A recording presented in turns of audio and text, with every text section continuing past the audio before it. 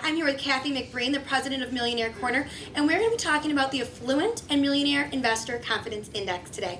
Thank you so much, Kathy, for meeting with us today. So, can you explain what the Spectrem Affluent Investor Confidence Index and the Spectrem Millionaires Investor Confidence Indices are?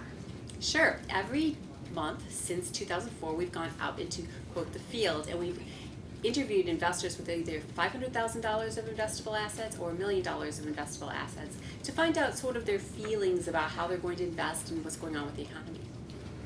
How do investors intend to invest in September?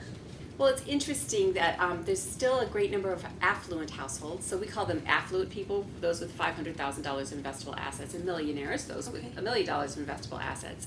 And it's interesting that the affluent people are going to stay in the sidelines this month, and they're just not going to invest. Despite the fact that the market seems to be going up and up, they're kind of pulling back and just not investing, and perhaps it's because they're worried that the market might be at its peak and they don't want to invest at the peak.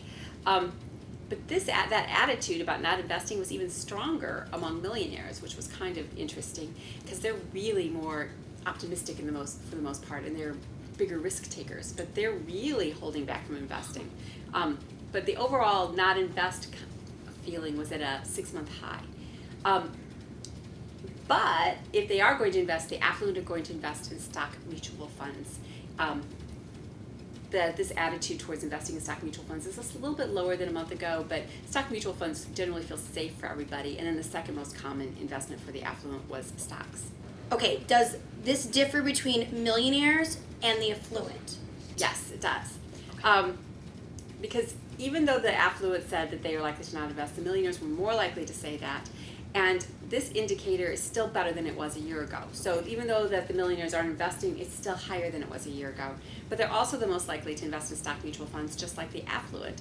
But what's interesting is stocks are second, but it was followed in third place by bond mutual funds. And bond mutual funds have been suffering a little in the last short while. So it's interesting that some of them are actually thinking, those who are going to invest are kind of thinking about bond mutual funds again. Thank you so much, Kathy, for meeting with us today.